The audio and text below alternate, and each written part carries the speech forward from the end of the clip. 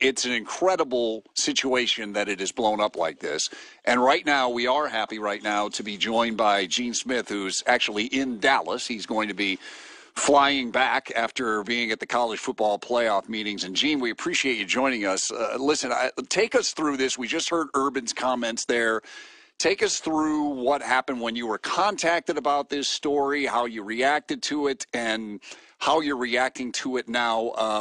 How did this all shake down last week when you heard about it? Thank you, Matt, and Stan, for having me on the show first. But, we heard about it a week ago, and we were able to get our university compliance people to come over to the Woody Hayes Athletic Facility and meet with the athletes who were around that incident.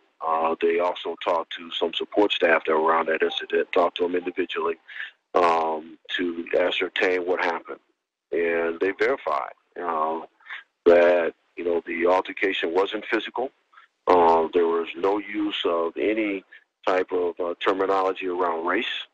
It was a drill. And so the reality is that we confirmed that the accusations that have been made are untrue. And that was our first reaction. So disappointed, highly disappointed. That's something we tolerate. And as our student athletes have said, and said then last week, there's no way we'll put up with that. And so anyway, that's how we responded last week. Yeah, the I guess response was rather quick on social media from the players. Johnny Dixon almost immediately, Paris Campbell, Austin Mack, the receivers, Tate Martell, all with strong reactions, and all of them said the same thing that you just mentioned, and that is, do you think that we would tolerate this? I'm paraphrasing. There's no way that this could happen, and there's no way the university would tolerate such action, would they, Gene?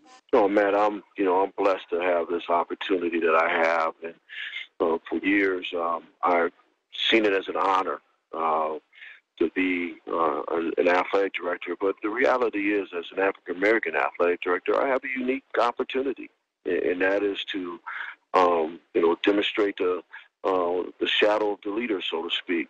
I have an environment that is about inclusion. It's about diversity. We're one of the most diverse athletic programs in the country. And our student athletes know, and our coaches know, and our staff know how important it is to accept people from all walks of life. And so there's no way that in our environment, in our culture, that someone could get away with using those disparaging type words. And so I know athletes use them among athletes, but that the reality is, that's unacceptable in our environment, the way it's being accused. And so we attack it strongly. It's disheartening that the accusations made, and that's why Johnny Dixon or Austin Mack or Paris Campbell and those guys know that the reality is, if something like that happened, they probably bypass Urban and they come straight to me because they know how I feel about these things. And so disappointing. The other part of this story, when Trayvon Grimes transferred to Florida, he ended up getting eligibility immediately because of his mother's health situation, battling cancer. And the story kind of goes to a direction alleging that there was some kind of, quote-unquote, cover-up that went on with Ohio State, even talking about the trip Coach Meyer made. And I remember it because he missed a Monday press conference, which he never does, to go down and check on Trayvon and his mom and his family situation. What was your reaction to, the twist that the story took there, almost alleging this cover-up situation and almost like the cancer story is fake? That's probably, frankly, Matt, the most disheartening. I talked to her, Leah Grimes, and here's a woman who is just doing her best to raise her family, and in this particular case, her son Trayvon. And I remember when he went home, and it was our understanding that he'd eventually come back. But obviously when he went home and he's with his mom and she's trying to fight this terrible disease, he decided to stay. And so Urban obviously had a great relationship with their mother.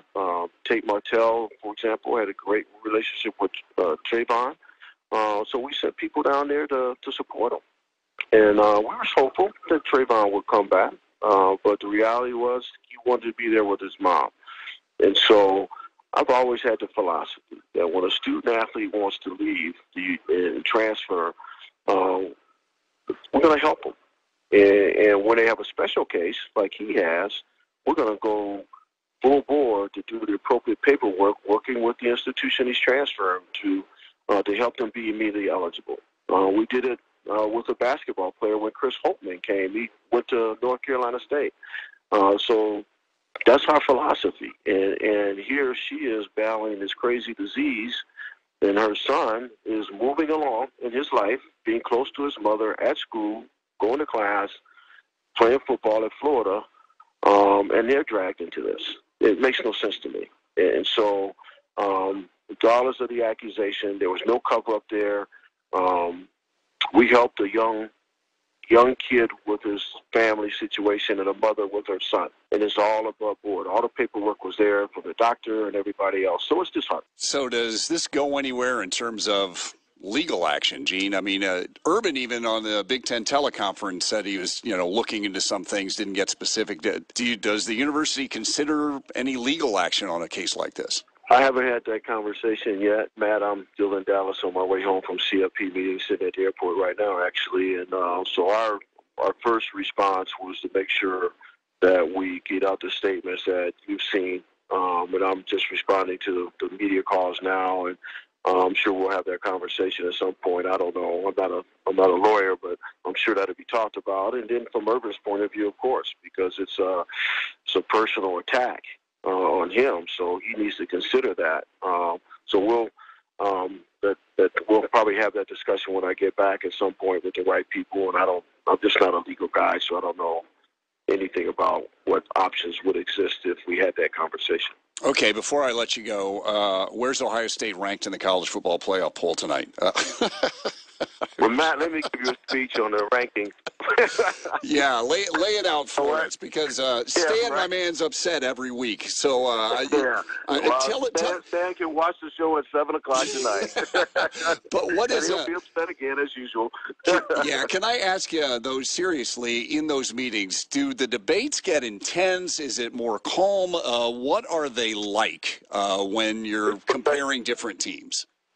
It's professional. We're all people who've been in the industry for a long time and love the game and what we do. And we're in the room because of who we are and what we've accomplished. And so we're very respectful, very professional. There's no heated debates.